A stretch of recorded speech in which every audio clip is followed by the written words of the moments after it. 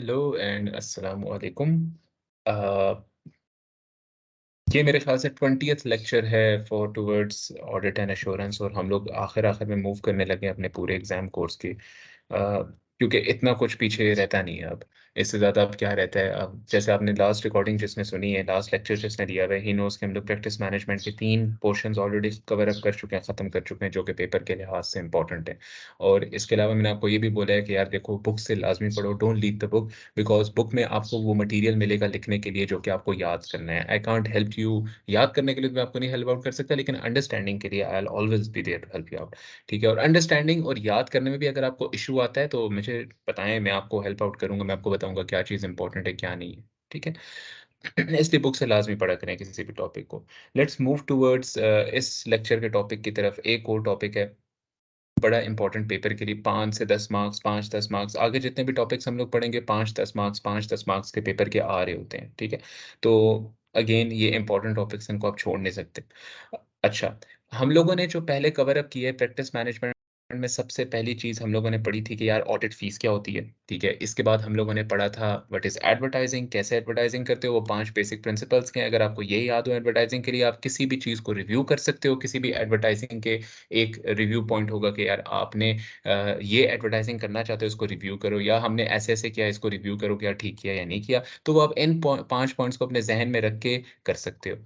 ठीक है, फिर इसके बाद हमने पढ़ा था कि यार what is pre appointment issues. मैंने आपको बताया था कि रिव्यू टाइप ही होगा, आप एक्सेप्ट कर रहे हो कि क्लाइंट को सिनेरियो गिवन होगा और उसकी बेसिस पे आप इन सारी बेसिस के ऊपर गलतियाँ निकालोगे कि यार ये सारी वो इश्यूज़ हैं जिनको आप सामने रखते हुए आप ये डिसाइड कर सकते हो कि क्या आपने एक ऑडिट क्लाइंट एक्सेप्ट करना है या नहीं करना। वो अब इन सारी चीज़ों के ऊपर डिपेंडेंट होता है, ठीक है। अब बेसिक चीज़ ये है कि देखो, इस सब चीज़ों के बारे में मैंने आपको बताया था कि 2 चीज़ें इम्पोर्टेंट नहीं है, उनको साइड पे कर दो और कंक्लूजन के वक़्त भी मैंने आपको एक चीज़ बताई थी कि यार देखो, केवाईसी आप बनाओगे, केवाईसी में क्या है कि यार मनी लॉन्ड्रिंग के लिए सबसे इम्पोर्टेंट चीज़ है केवाईसी। मनी लॉन्ड्रिंग का इश्यू, एक ऐसा इश्यू है, अगर एक क्लाइंट आपका मनी लॉन्ड्रिंग में इन्वॉल्व्ड है तो आपने वो काम नहीं करना। ख़ैर, ये सारी बातें मैं आपको पिछली रिकॉर्डिंग में समझा चुका हूँ, रिकॉर्डिंग नंबर 9 पार्ट नंबर 19 के अंदर, ठीक है? तो वहाँ पे आप जाके एक दफ़ा इनको देख लो ताकि आपको ये चीज़ें रिवाइज़ हो जाएँ और बुक से लाज़मी पढ़ें kindly. Let's come towards today's topic. आज का जो टॉपिक है, अगेन मैं इसी को कॉपी पेस्ट करूँगा, यहाँ पे लेकर आते हैं एंड लेट्स स्टार्ट। आज का जो टॉपिक है दैट इज़ टेंडर, या फिर इस रिकॉर्डिंग का जो टॉपिक है वो है टेंडर करना। अब टेंडरिंग किस लिए इम्पोर्टेंट है? देखो, हम लोगों ने प्रैक्टिस मैनेजमेंट में ये चीज़ पढ़ी थी कि ये वो इश्यूज़ होते हैं जो कि डे टू डे बेसिस पे फर्म के इंटरनल इश्यूज़ को आप प्रैक्टिस मैनेजमेंट करते हो कि यार अपने फर्म को चलाना कैसे है। अब फर्म ने पैसे भी कमाने हैं, फर्म ने डिफरेंट ऑडिट क्लाइंट्स को एक्सेप्ट भी करना है, फर्म ने अपनी एडवर्टाइजिंग भी करनी है, फर्म ने डिफरेंट ऑडिट क्लाइंट्स इस वक़्त ऑडिट कराने के लिए होंगे तो वो टेंडर लेते हैं कि भाई सारी फर्म्स आओ, हमें टेंडर दो, हम लोग खुद सेलेक्ट करेंगे। बिडिंग प्रोसेस जिसको बोलते हैं, वो काम होगा। टेंडर किस तरह से होता है, क्वालिटी किस तरह से मेंटेन करनी है अपने काम की, ये सब कुछ हम लोग पढ़ते हैं प्रैक्टिस मैनेजमेंट में। सेम गोज़ टेंडर, जो आज का टॉपिक है कि भाई आप टेंडर बनाते कैसे हो? अगर किसी कंपनी को आपने बिड करना है, तो ऑब्वियसली सिर्फ आप नहीं बैठे हुए होगे कि बिड करने के लिए। आप एक छोटी-सी फर्म हो भाई, आपको क्यों वो सेलेक्ट करेंगे? आपने टेंडर अपना ऐसे बनाना है जो कि क्या हो, अट्रैक्टिव हो। अगर वो अट्रैक्टिव है तो वो किस-किस को बीट करेगा? वहाँ पे पीडब्ल्यूसी आएगा टेंडर के बिड करने के लिए, वहाँ पे केपीएमजी होगी, ईवाई होगी, डेलॉयट होगी। Why would they select you out of the big 4? तो आपको टेंडर बनाना आना चाहिए। एक प्रोफेशनल टेंडर, एक प्रोफेशनल बिडिंग प्रोसेस से आप जब होके गुज़रते हो, तो वहाँ पे जो डॉक्यूमेंट्स आप सबमिट करा के आते हो कि भाई ये हमारी फीस है और ये हमारे पास्ट एक्सपीरियंस है। वो पास्ट एक्सपीरियंस को हम लोग टेंडर बोलते हैं। फीस वाला तो 1 पेज का डॉक्यूमेंट होता है, उस पे कोई इतना काम नहीं होता, ठीक है? तो टेंडर इटसेल्फ एक बहुत इंपॉर्टेंट प्रोसेस है। क्यों? क्योंकि आपने एडवर्टाइजिंग की, एडवर्टाइजिंग से आपकी तरफ एक मेल आई कि यार हम लोग बिडिंग कराना चाहते हैं, ऑडिट के लिए आए आप, हम टेंडर सबमिट करें। आपने टेंडर सबमिट किया, उसमें ऑडिट फीस का भी आ जाता है। उसमें जब उन्होंने एक्सेप्ट कर लिया आपके टेंडर को, तो प्री अपॉइंटमेंट इश्यूज़ भी आ जाएँगे और ऑडिट के दौरान या अपने फर्म के अंदर काम को, क्वालिटी को मेंटेन कैसे रखना है, वो सब कुछ भी आ जाएगा।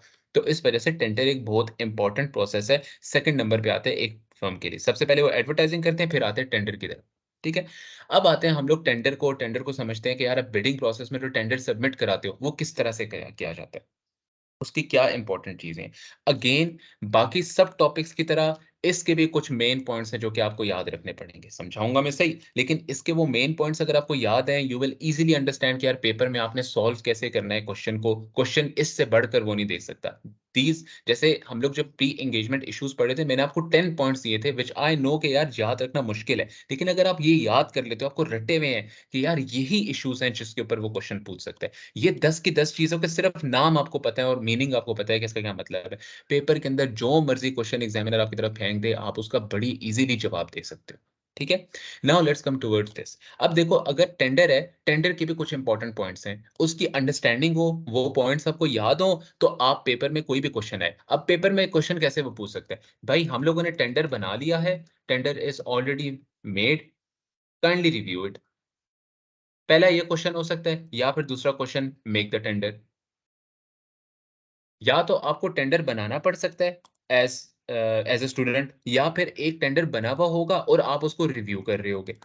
एक काम होगा इन दोनों में से कोई एक, ठीक है? ज़्यादातर जो क्वेश्चन आता है वो इस सिनेरियो पे आता है कि भाई टेंडर ऑलरेडी बना हुआ है, आप इसको रिव्यू कर दें काइंडली, ठीक है? ज़्यादातर सिनेरियो इस पे आता है, क्योंकि टेंडर बनाने वाला जो पार्ट है ना, ये थोड़ा मुश्किल है। ऑब्वियसली 3 घंटे के अंदर आप एक फर्म का टेंडर नहीं बना सकते, बहुत मुश्किल काम होता है।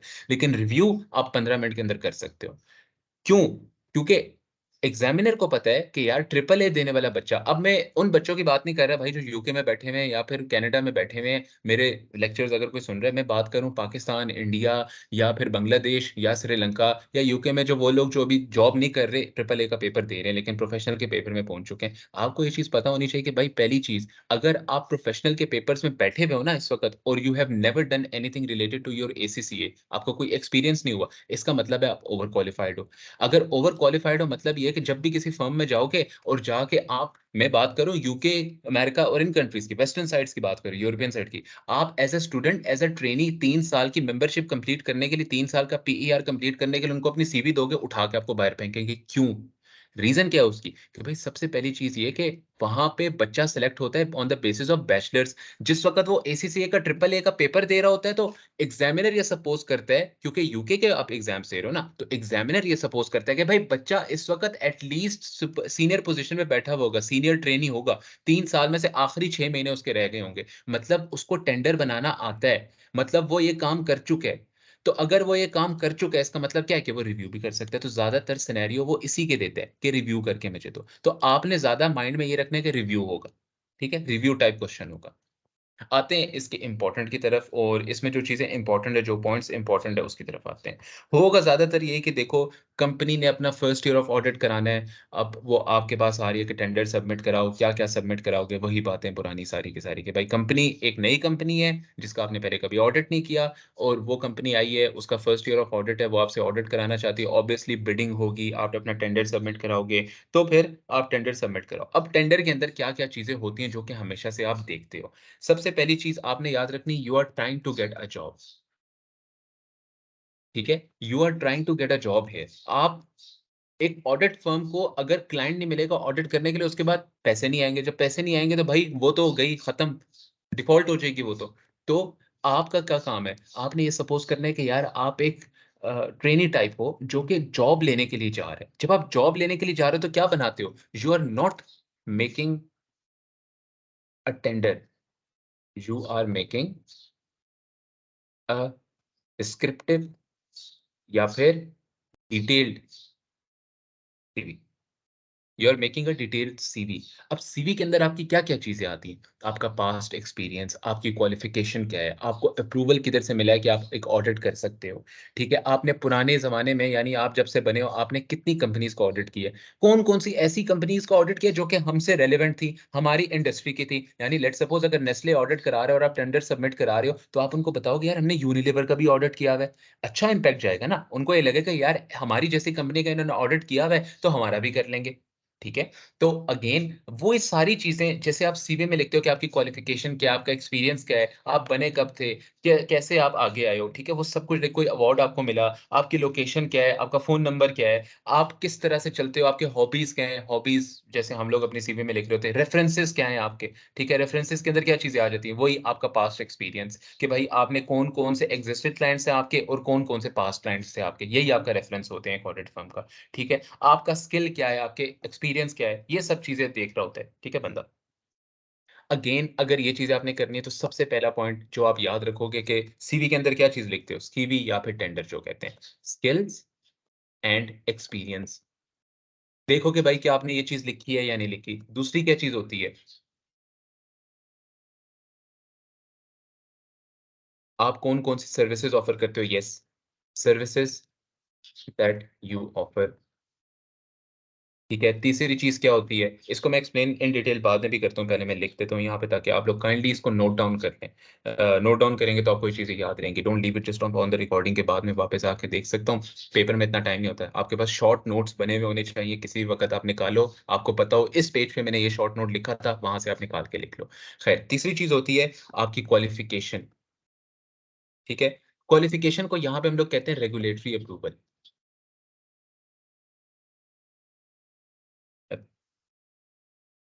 ठीक हो गया। चौथी चीज़ जो देखते हो आप एक टेंडर में या फिर जो लिखते हो that is what kind of awards do you have, ठीक है।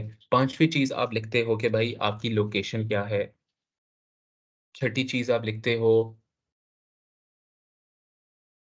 कि भाई रेफरेंसेस। अब रेफरेंसेस में क्या चीज़ आ जाती है? एक्जिस्टिंग क्लाइंट्स या फिर पास्ट एक्सपीरियंस या क्लाइंट्स या फिर सिमिलर क्लाइंट्स, ये सारी चीज़ें आ जाती हैं, ठीक है। 7वीं चीज़ आप लिखते हो इसके अंदर कि भाई आपकी वैल्यूज़ क्या हैं एंड व्हाट इज़ योर ओहो! मैंने गलत जगह पे लिख दिया है। Values and culture. अच्छा, अब आते हैं वन बाय वन इन सब चीज़ों को एक्सप्लेन करते हैं, ठीक है? सबसे पहली चीज़ स्किल्स एंड एक्सपीरियंस। ऑब्वियसली आप बताओगे कि यार मेरा कितना अरसा हो चुका है कि मैं ऑडिट करता जा रहा हूँ, ठीक है? सबसे पहली चीज़ तो आप ये बताओगे व्हाट इज़ माय एक्सपीरियंस, ये फर्म कब बनी थी, कितने पार्टनर्स थे इसके, ये सब कुछ आप बताओगे, ठीक है? आप बताओगे कि यार हम लोगों की स्किल्स कैसी हैं, हम लोग ऑडिट में अच्छे हैं, एडवाइज़री में अच्छे हैं या फिर टैक्स में अच्छे हैं, हम लोग कौन-कौन सी चीज़ें अच्छी कर लेते हैं, ठीक है? ये सारा एक्सपीरियंस आप देखोगे कि भाई क्या एक्सपीरियंस ठीक तरीके से लिखा गया हमारा या नहीं लिखा गया। स्किल्स अगेन हॉबी, स्किल्स में क्या आ जाता है कि आपके ऑडिट के अंदर इतना रिसोर्स बैठा हुआ है, ये आपका काम इतने से कर सकता है, ऐसी चीज़ें आप करोगे, ठीक हो गया। फिर हो जाता है सर्विसेज़ हम लोग कौन-कौन सी देते हैं। अब सर्विसेज़ आप बताओगे यार हम लोग ऑडिट करते हैं, ऑडिट को डिटेल में लेके जाओ कि आप एफएमसीजी एफएमसीजी एक इंडस्ट्री है, ठीक है? उसका ऑडिट एफएमसीजी में कौन सी सबसे बड़ी कंपनी आती है? Nestle, Unilever. इसके अलावा अगर मैं कोई और एग्ज़ाम्पल मेरे ज़हन में नहीं आ रही, लेकिन वो कंपनीज़ जो कि डेली प्रोडक्ट्स बना रही होती हैं, दोज़ आर एफएमसीजीज़। दही, दूध इस तरह की चीज़ें। अब नेस्ले बनाता है, नेस्ले बाकी चीज़ें भी बनाता है, बेबी फूड प्रोडक्ट्स भी बनाता है, ठीक है? तो ये डेली की ही होती है यूसेज, इनको एफएमसीजी बोला जाता है। या फिर ऐसी कंपनीज़ जो कि नेस्ले जैसी चीज़ें ऑर्डर करी बना रही है, बेच रही है या फिर आप कह सकते हो कि यूनिलीवर जैसी बना के बेच रही है। मतलब छोटी पैकेजिंग की डेली यूज़ की चीज़ें जो होती हैं वो एफएमसीजी उसमें आ जाती है। अब एफएमसीजी जो है एक सेक्टर है भाई, एफएमसीजी में आप सर्विसेज़ ऑफ़र करते हो, ऑडिट करते हो, ऑयल एंड गैस में आप ऑडिट करते हो, ठीक है? या फिर आप ये कह सकते हो कि मैं ऑयल टूल्स में ऑडिट करता हूँ। आप ये भी बता सकते हो कि यार हमारी सर्विसेज़ इधर तक भी जाती हैं ऑडिट की कि हम लोग पब्लिक कंपनीज़ या government companies, hospitals, hospitality, hotels, resorts इन सब कुछ का भी ऑडिट करते हैं, ठीक है? आप ये मतलब डिटेल में जाके बताओ कि यार आप ऑडिट तो करते हो, ऑब्वियसली तभी आप टेंडर सबमिट करा रहे हो। तो किस तरह का ऑडिट करते हो आप? किस-किस कंपनीज़ का आपकी सर्विसेज़ प्रोवाइड करते हो? कैसी-कैसी सर्विसेज़ प्रोवाइड करते हो? और एम्फैसिस किस चीज़ पे आपका होगा हमेशा ये करते हुए कि यार जिस सेक्टर के अंदर आपका प्रोस्पेक्टिव क्लाइंट बैठा हुआ है, जिसको सबमिट करा रहे हो बिड, वो जिस सेक्टर में फ़ॉल करता है, लेट्स सपोज़ अगर आप करा रहे हो ओजीडीसीएल, पाकिस्तान की एक listed company, oil and gas company limited, आप अगर उसके ऑडिट के लिए अपनी बिड सबमिट करा रहे हो, तो बताओगे कि यार मैं ऑयल एंड गैस कंपनीज़ का ऑडिट करता हूँ।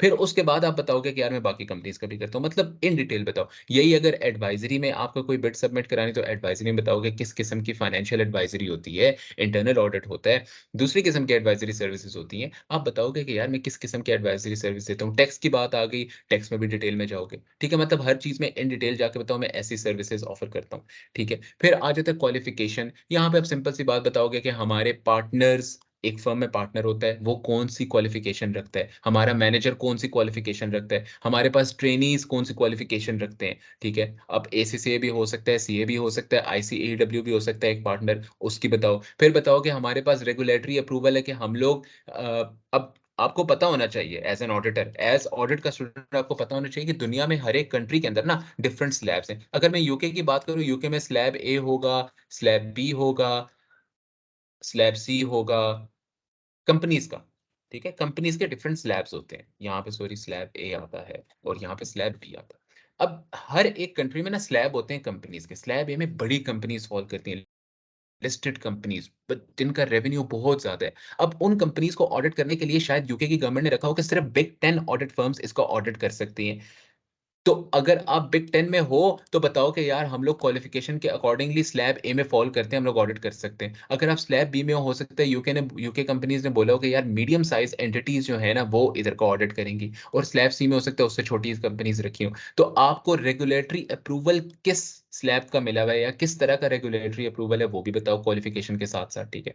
अवार्ड्स पास्ट में आपको कोई वर्ल्ड के अंदर नॉमिनेशंस हुई, इस फ़र्म की बात करूँ, जैसे कंपनीज़ को डिफरेंट अवार्ड्स मिलते हैं, highest tax payer award, different किस्म के अवार्ड्स मिलते हैं, हाईएस्ट कंट्रीब्यूटर अवार्ड, ग्रीन आपने प्लांट्स लगा दिए तो उसका अवार्ड मिलेगा, ठीक है? आपको जो-जो अवार्ड्स मिले हैं उसके बारे में बताओ, अपनी अचीवमेंट्स होती है ना अवार्ड्स आपकी तो उसके बारे में बताओ, ठीक है? लोकेशन, ये क्यों इम्पोर्टेंट है लोकेशन बताना? उसकी सबसे बड़ी रीज़न ये है कि लेट्स सपोज़ अगर हेड ऑफ़िस कराची में है, जिस बंदे को आप बिड सबमिट करा रहे हो, आपका ऑफ़िस जो है वो कि दुनिया के किसी और कोने में, तो भाई वो ये चीज़ भी अपने पास इनकॉर्पोरेट करे आपको सामने रखते हुए कि यार ये जो आपका ट्रैवलिंग डिस्टेंस है, उसकी कॉस्ट भी तो पड़ेगी ना। उसकी कॉस्ट कौन पे करता है? क्लाइंट खुद पे करता है जितना भी ट्रैवलिंग होता है, ठीक है?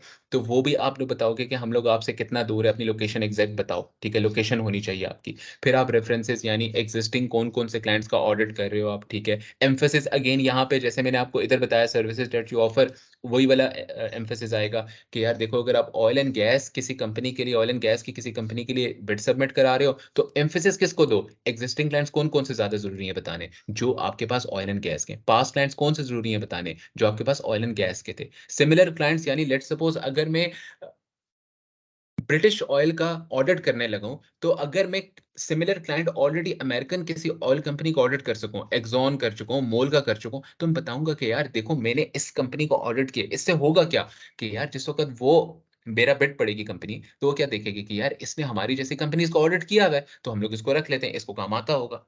ठीक है? यही चीज़। इस वजह से रेफरेंसेस देना बहुत ज़रूरी होता है। फाइनली आप बताते हो कि आपकी वैल्यूज़ कैसी हैं, आपकी कल्चर कैसी है, आपकी फ़र्म के अंदर कल्चर कैसा चलता है, ठीक है? आप बताओगे कि लेट सेटिंग मतलब डिफरेंट छोटी-मोटी चीज़ें, ये आप बना नहीं सकते, आपको दिया हुआ होगा, कोई ख़ास जेनेरिक इश्यू हो सकता है, जो कि आपके टेंडर के अंदर हो सकता है, आप जो बताओगे, ठीक है? अब वो जिस वक़्त हम लोग क्वेश्चन्स भी कर रहे होंगे तब आपको नज़र आ रहा होगा, लेकिन ये एक जेनेरिक इश्यू जो-जो आ रहे होते हैं टेंडर्स के अंदर, वो यहाँ पे आप फ़ॉल कर सकते हो। वैल्यूज़, कल्चर्स तो है, इसके अलावा जेनेरिक इश्यूज़ भी होते हैं। ये सारी चीज़ें आप रट लो। क्वेश्चन आएगा जब रिव्यू के लिए, तो आप बताओगे कि यार ये चीज़ें होनी चाहिए। आप रिव्यू करते हुए बताओगे कि यार इसमें स्किल्स और एक्सपीरियंस नहीं मेंशन हुआ हुआ। आप रिव्यू करते हुए बताओगे सर्विसेज़ जो हम लोग देते हैं उसके बारे में नहीं बात हुई हुई। क्वालिफ़िकेशन के बारे में बात नहीं हुई। पार्टनर की क्वालिफ़िकेशन जैसे मैंने आपको डिटेल में बताया पार्टनर क्वालिफ़िकेशन, मैनेजर क्वालिफ़िकेशन, कितने मैनेजर्स हैं, कितने पार्टनर्स हैं, उन सब की क्वालिफ़िकेशन क्या है, उनका एक्सपीरियंस कितना है, फिर ट्रेनीज़ कितने हैं हमारे पास, उनकी क्वालिफ़िकेशन क्या है। ये सब कुछ बताओ, रेगुलेटरी अप्रूवल आपका कैसा है, क्या आप ऑडिट कर सकते हो उस कंपनी का या नहीं कर सकते, ये भी बताओ। अगर नहीं बताओगे तो क्या होगा? ऑब्वियसली बिड आप तभी सबमिट कराओगे ना जब आपको पता होगा कि आप ऑडिट कर सकते हो। लेकिन ये क्लाइंट को तो नहीं पता ना, जिसको बिड सबमिट करा रहे हो उसको तो नहीं पता, तो उसको बताओ हम लोग स्लैब ए को ऑडिट कर सकते हैं। इस तरह की बात होनी चाहिए, ठीक है? अवार्ड्स के बारे में बताओगे तो वो खुश होगा, अचीवमेंट्स देखेगा, ज़्यादा आपसे इम्प्रेस हो जाएगा। लोकेशन के बारे में बताना ज़रूरी है, कितना दूर हो, कितना करीब हो, इससे भी बड़ा इम्पैक्ट पड़ता है। रेफरेंसेस के बारे में बताओ, एक्जिस्टिंग क्लाइंट्स ब्ला, ब्ला, ब्ला सब कुछ जिस तरह मैंने आपको सिमिलर क्लाइंट्स बहुत ज़रूरी है बताना।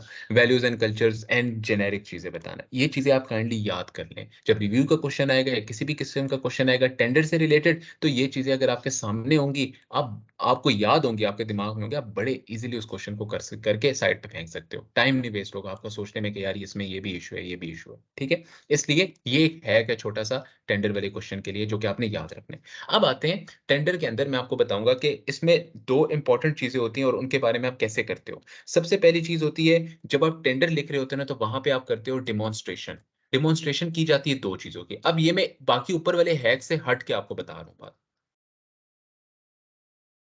डेमोंस्ट्रेशन करते हो। सबसे प अच्छा 1 मिनट। ये जो मैंने आपको चीज़ें बताई ये आपको याद रखनी है, ठीक है? ये वाले इश्यूज़ हैं ही हैं, लेकिन आपने टेंडर लिखना कैसा लिखा, उसका स्टाइल कैसा होना चाहिए, उसका कॉन्टेक्स्ट कैसा होना चाहिए, वो यहाँ पे है। या मैंने आपको एक हैक बताया, ठीक है? आपको ये भी याद रखना है और जो मैं नीचे बता रहा हूँ, ये भी आपको याद रखना है, ठीक है? दोनों इक्वली इम्पोर्टेंट है, इसमें ये नहीं कह सकते ये कम इम्पोर्टेंट है, नीचे जो बताने लगा वो ज़्यादा इम्पोर्टेंट है, नहीं, दोनों इक्वली इम्पोर्टेंट है बस। आप ये समझो कि ये भी इसी हैक का पार्ट है। ठीक है? डेमोंस्ट्रेशन में आप क्या-क्या लिखते हो? देखो सबसे पहले आप बताओगे कि how do you have understanding of the client, यानी कि आपकी रिसर्च उस क्लाइंट के लिए, आपका पास्ट एक्सपीरियंस, ऐसी चीजें हो सकती हैं, ठीक है। दूसरी चीज आप बताओगे, explain how your audit would be tailored for this company. अब अगर आप बता रहे हो कि यार देखो डेमोंस्ट्रेशन के अंदर आप पहली चीज, दो चीजें आप बताओगे, ठीक है। दो चीजें आप कैसे बताओगे कि देखो भाई, अंडरस्टैंडिंग आपको क्लाइंट की कैसी है? ऑब्वियसली जब आप बिड सबमिट कर रहे हो, आपने क्या किया होगा? रिसर्च की हुई होगी, आपको पता होगा कि यार इनके एसेट्स कितनी वैल्यू के हैं, इनके पास कैपिटल कितना है, लिस्टेड है, अनलिस्टेड है, कितने शेयर होल्डर्स हैं इस कंपनी के। आपने थोड़ी बहुत रिसर्च की होगी, पूछा होगा, तो आप बताओगे मुझे आपकी इतनी अंडरस्टैंडिंग है। तो अगर ये चीज़ बताओगे तो क्या होगा इससे? क्लाइंट इम्प्रेस होगा, why? Because homework, class work करने से पहले ही आप होमवर्क करके आए हुए हो। You know how important this company is to you. तो इससे इंप्रेशन जाता है, ठीक है? दूसरी चीज़ आप बताओगे कि एक्सप्लेन करोगे यार कि देखो मैं बाकी कंपनीज़ को ऑडिट करता आया हूँ। आपने बड़ी मीठे मक्खन लगा के आपने उसको समझाना है कि भाई देखो मैं ऑडिट करता आया हूँ पहले। आज से पहले मैंने बहुत ऑडिट किए हैं। लेकिन मेरे पास ख़ासियत ये है कि जो जिस कंपनी का भी मैं ऑडिट करता हूँ मेरे से खुश होता है। क्यों खुश होता है? कि मैं ऑडिट इस तरह से करता हूँ कि जिससे उसको आसानी हो जाए। मेरा मेरा ऑडिट टेलर्ड होता है फॉर देम। उसके लिए मेरा ऑडिट टेलर्ड है। कैसे? कि यार लेट्स सपोज़ अगर आपके मेरा नॉर्मल तरीका पिछली कंपनी, पिछली ऑयल एंड गैस के लिए ये था कि यार उनके एसेट्स बहुत ज़्यादा होते थे, तो मैं एसेट्स पे फ़ोकस ज़्यादा करता था। लेकिन हो सकता है आपके एसेट्स कम हो, रेवेन्यू बहुत ज़्यादा हो, तो रेवेन्यू पे फ़ोकस ज़्यादा रखूँगा। मतलब मेरा ऑडिट आपके लिए टेलर्ड होगा। इस चीज़ पे भी अब आप ध्यान दोगे कि ऐसी कुछ बात लिखी हुई हो टेंडर के अंदर लास्ट में, ठीक है? यहाँ पे आई अंडरस्टैंड कि आपको शायद ये ना समझ आ रही हो, लेकिन इसको याद रखें, इसको याद कर लें। ये जितने भी पॉइंट्स मैं आपको समझा रहा हूँ याद रखने के लिए, जब प्रैक्टिकल क्वेश्चन हम लोग कर रहे होंगे, उस वक़्त बड़े ईज़िली आपको अगर ये चीज़ें याद होंगी, तो आपको क्वेश्चन मेरे कराने से पहले ही समझ आ जाएगा कि यार इसमें ये इश्यूज़ हैं या ऐसे करना था। ठीक है? फिर आप बताते हो कि यार देखो, सबसे इम्पोर्टेंट चीज़ होती है डेमोंस्ट्रेशन के अंदर एक और, यू कैन मीट डेडलाइन्स। जब भी कोई क्लाइंट अपना ऑडिट कराने लगता है, जब भी कोई कंपनी अपना ऑडिट कराने लगती है, तो ऑडिट कोई आसान प्रोसेस नहीं है। ऑडिट से गुज़रना किसी कंपनी के लिए बड़ा मुश्किल होता है। क्यों? क्योंकि 2 से 3, 5 महीने तक वो कंपनी सिर्फ़ अपना ऑडिट कराने में फ़िज़ूल में अपनी मेहनत लगा रही होती है, ठीक है? और अगर वो इतनी मेहनत लगा रही है, तो उसका रेवेन्यू के ऊपर जो फ़ोकस करती थी, वो गया। अपने कस्टमर्स के ऊपर जो फ़ोकस करती थी, वो गया, ठीक है? तो आप उसको बताते हो कि यार हम लोग डेडलाइन्स को मीट कर सकते हैं। हम लोगों ने पास्ट हमारा एक्सपीरियंस इतना हो चुका है कि हम लोग आपकी डेडलाइन को इस तरह से मीट करेंगे कि आपके ऊपर ज़्यादा कोई बोझ ना पड़े। ऑडिट हमारा ठीक चलेगा। ऑब्वियसली यार देखो, अब आप थ्रेड्स को तो नहीं प्रिंसिपल्स को तो नहीं कॉम्प्रोमाइज़ कर सकते ना। बेसिक प्रिंसिपल्स क्या था? Threat to objectivity, threat to independence. आप ऑब्जेक्टिविटी के थ्रेड या बायसनेस तो नहीं लेकर आ सकते कि मुझे पैसा चाहिए, सेल्फ इंटरेस्ट थ्रेड में आप होगे तो मैं आपका काम कम कर दूँगा, ऐसा भी नहीं करना। लेकिन आपने उसको बताना है बड़े तरीके से कि यार मैं डेडलाइन्स को मीट करूँगा। कैसे करूँगा? आप उसको एक provide them with detailed skeleton of the audit. यानी कि आप उसको डिटेल में बताओगे कि पहला दिन किधर लगेगा, दूसरा दिन हम लोग कैसे काम करेंगे, तीसरा दिन कैसे काम करेंगे हम लोग, चौथा दिन क्या होगा, पहले महीने में हम लोग क्या कर रहे होंगे, कहाँ पे हमारी डेडलाइन पहुंचेगी। मतलब उसको एक बजट दे दोगे कि यार ये आपका टाइम फ्रेम है ऑडिट का, अपने टेंडर के अंदर ही, कि भाई उसको आप बता दोगे कि यार हमारा जो ऑडिट है, वो उसके अंदर हम लोग आपका ऑडिट ऐसे ऐसे करेंगे, ठीक है। उसका पहला दिन इस तरह होगा, दूसरा दिन ऐसे होगा, उसको एक डेडलाइन दोगे और उसको बताओगे कि यार पहले महीने के अंदर हम लोग इस पोज़ीशन पे होंगे, सेकंड महीने के अंदर हम लोग इस पोज़ीशन में होंगे और तीसरे महीने हम लोग आपका audited financial statements with audit report हम लोग आपको दे देंगे। वो इस चीज़ से खुश होगा, उसको पता होगा कि यार व्हाट इज़ द गोल और मैं कब तक एक्सपेक्ट कर सकता हूँ इस स्केलेटन के थ्रू कि यार आप कब आके मुझे चीज़ें मेरी दे दोगे, कब ऑडिट मेरा खत्म हो जाएगा। ठीक है? ये आपका एक ओवरऑल अंडरस्टैंडिंग थी। अब मैंने आपको शुरू में एक चीज़ बताई थी कि यार ये आपने सब कुछ याद रखना है, सब कुछ। ठीक है? लेकिन एग्ज़ाम क्वेश्चन एक दूसरे तरीके का भी आता है। मैंने आपको बोला था रिव्यू करने का ज़्यादातर आता है। हाँ, अगर रिव्यू आ रहा है तो ये सारा कुछ उसके अंदर होना चाहिए। मतलब यहाँ से लेकर स्किल्स, एक्सपीरियंस, सर्विसेज़ वगैरह-वगैरह से लेकर डेमोंस्ट्रेशन तक जो मैंने आपको बातें बताई कि भाई how do you have an understanding of the client, आपको अंडरस्टैंडिंग है, कैसे हो सकती है कि आपका पास्ट एक्सपीरियंस सिमिलर कंपनी में है तो एक्सपीरियंस है। ठीक है? इस तरह से उसको मक्खन लगाने की कोशिश करो क्लाइंट को। फिर how would this audit be tailored for this company? बस मक्खन लगाना है, इसमें अपनी बढ़ाइयाँ बयान करनी है कि आज तक जितने भी हम लोगों ने ऑडिट किए वगैरह-वगैरह, वो लोग हमारे से खुश हैं। ब व्हाई? बिकॉज़ हमारा ऑडिट उनके लिए टेलर मेड होता है और उनकी नीड्स को मीट कर रहा होता है, ठीक है? और डेडलाइन उसको दो, डेडलाइन कैसे दे डेडलाइन नहीं, उसकी डेडलाइन आप मीट करो, क्लाइंट की एक्सपेक्टेशन की डेडलाइन। अगर क्लाइंट एक्सपेक्ट करता है कि आप 2 महीने तक कर सकते हो, मैक्सिमम 3 महीने तक आप उसको स्केलेटन बना के दे दो, वो खुश होगा, वो आपको ज़्यादा प्रोबेबल है कि सेलेक्ट करे, ठीक है? ये तो सारी चीज़ें वो है ना कि अगर रिव्यू का क्वेश्चन आ जाए, मतलब मैं यहाँ पे लिख देता हूँ, देखो, अगर तो रिव्यू का क्वेश्चन आ रहा है, तो आप ईच एंड एवरीथिंग फोकस, मतलब हर चीज़ के ऊपर फोकस रखो, ऊपर से लेकर नीचे तक, यहाँ से लेकर यहाँ तक, सबके ऊपर फोकस आपने रखना है। लेकिन अगर वो कहता है कि क्वेश्चन आ जाता है, already bidding has been done and you are going for meeting और इंटरव्यू।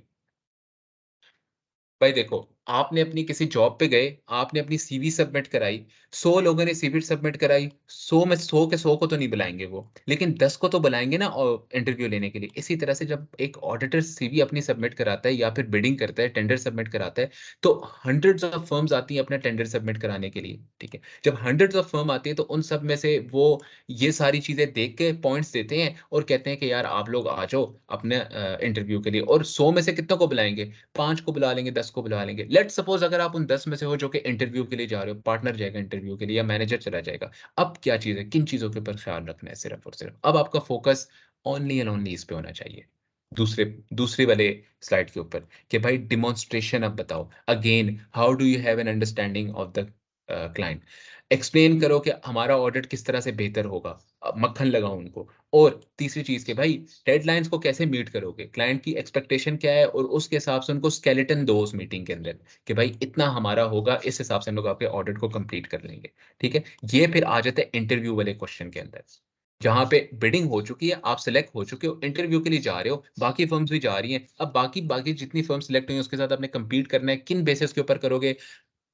ट्रिपल ए के लिए this is more than enough. अगर आपको ये आता है, you can easily go ahead and do your question. ठीक है?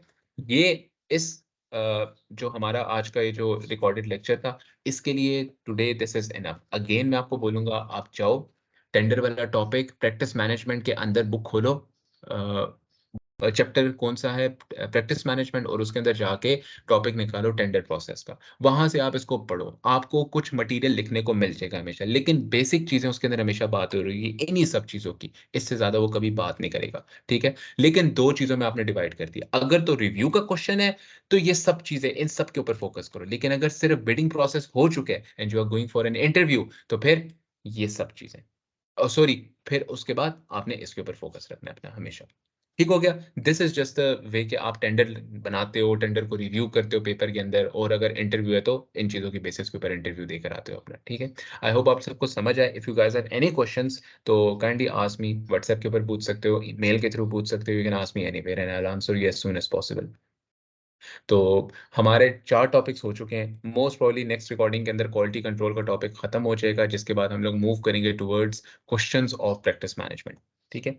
इसके साथ-साथ मैं आपको ये भी बता देता हूँ कि यार देखो, पुरानी 19 रिकॉर्डिंग्स हो चुके हैं। उस 19 रिकॉर्डिंग्स में ऑलरेडी 50% कोर्स, मैक्सिमम मेरे ख्याल से 70% कोर्स मैं कवर कर चुका हूँ। जिसमें मैंने आपको एनालिटिकल प्रोसीजर्स के बारे में समझाया था, audit, business risk, audit risk, इन सब के बारे में समझाया। फिर मैंने आपको ये छोटे-मोटे टॉपिक्स, प्रोफेशनल स्केप्टिसिज्म वगैरह ये भी बता चुका हूँ। ऑडिट रिस्क तो ख़ैर ऑब्वियसली वही है। ये सबसे इम्पोर्टेंट टॉपिक था, प्रोसीजर्स कैसे बनाया जाता है। मैंने आपको एक हैक समझाया था, एक तरीका समझाया था अपने प्रोसीजर्स बनाने का, और जिसको नहीं आता वो इस सब कुछ को छोड़ दे। मैंने आपको हैक ये था कि भाई अप्लाई AEIOU, जो कि ये है, ऑन डाटा 3 जो कि ये रहा, और आपको मिल जाता है मैनेजमेंट के असर्शन वेरीफाई करने के लिए कोई ना कोई प्रोसीजर। लिखना कैसे है ये भी मैंने आपको समझाया था। लेकिन अगर किसी को ये चीज़ नहीं समझ आती, तो मैंने बताया था बने-बनाए प्रोसीजर्स एविडेंस वाले टॉपिक के अंदर, एविडेंस बुक चैप्टर के अंदर मौजूद हैं, जाओ वहाँ से याद कर लो। वो भी आसान, लेकिन वो एक ऑब्वियसली मुश्किल काम होता है, याद कौन रखेगा? अगर नॉन करंट एसेट के ऊपर कोई प्रोसीजर बनाने को आ गया, तो कैसे याद रखोगे? बुक की हर एक चीज़ तो नहीं याद रख सकते। यहाँ से बड़े आसानी से बना सकते हो, ठीक है? और इसके अलावा हम लोग सफिशिएंट प्रॉब्लम, मतलब काफ़ी कुछ हम लोग कवर अप कर चुके हैं। आई वुड से कि 50 टू 60% हम लोग कवर अप कर चुके हैं। इसके बाद जब ये खत्म होगा, तो हम लोग आखिरी एक और टॉपिक रह जाएगा जिसकी तरफ हमने मूव करना है, और उसके बाद देखेंगे क्या करना है इंशाल्लाह। कल या नेक्स्ट रिकॉर्डिंग के अंदर मैं नेक्स्ट लेक्चर में ये वाला कोर्स खत्म करा दूँगा, प्रैक्टिस मैनेजमेंट का टेक्निकल पोर्शन खत्म हो जाएगा और क्वेश्चंस की तरफ मूव करेंगे। हर एक का हम लोग एक-एक क्वेश्चन करेंगे, मतलब 1, 2, 3, 4, 5 क्वेश्चंस हम लोगों ने अटेम्प्ट करने हैं, ठीक है? See you in the next lecture and अल्लाह हाफ़िज़, बाय बाय।